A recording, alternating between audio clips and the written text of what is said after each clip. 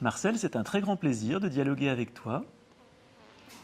D'abord parce que tu es un ami, et ensuite parce que tu es une personne qui a la capacité d'affronter la difficulté, d'affronter les sujets les plus délicats en les réfléchissant, c'est-à-dire en faisant retour sur soi-même, sur ses émotions, mais aussi en le thématisant d'un point de vue intellectuel.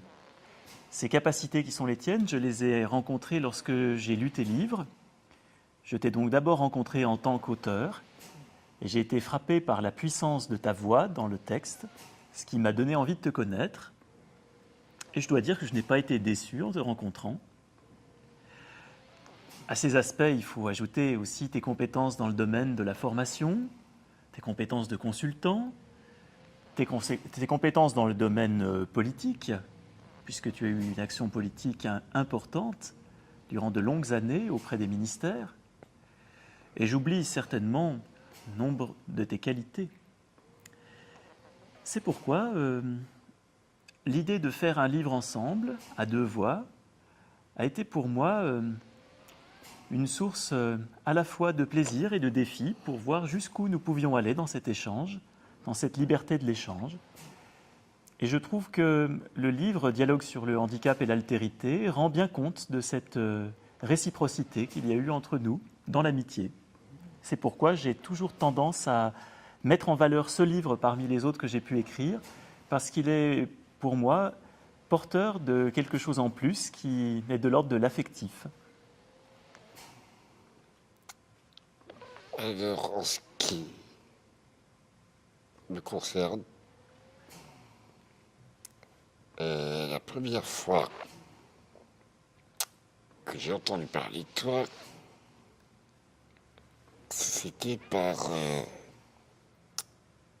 Henri-Jacques Sticker, l'anthropologue, sociologue réputé, qui m'a fait les éloges de Pierre Ancet,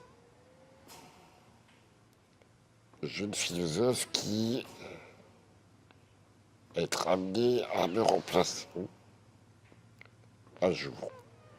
Donc, La tâche est difficile parce que c'est quelqu'un que j'estime énormément, Henri-Jacques Sticker.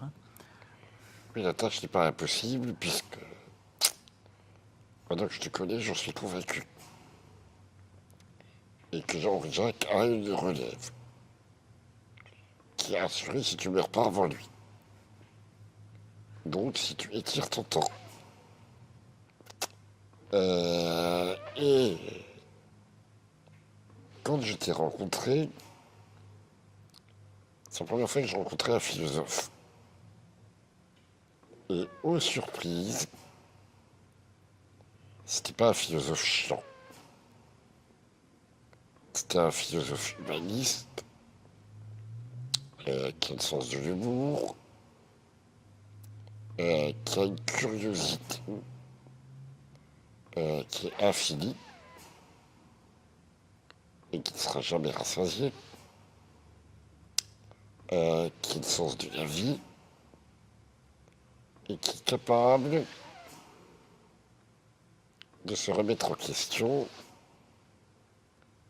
de se mettre en danger. C'est-à-dire qu'il n'a pas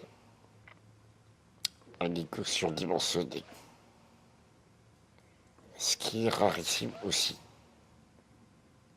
En règle générale, on a tendance à se protéger dans notre société, à jouer la sécurité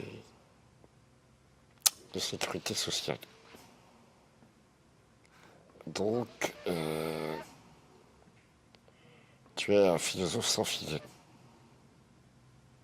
et sans assurance, d'où le fait qu'on s'entende tellement bien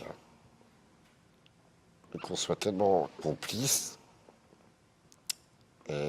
parce que on a ce point commun,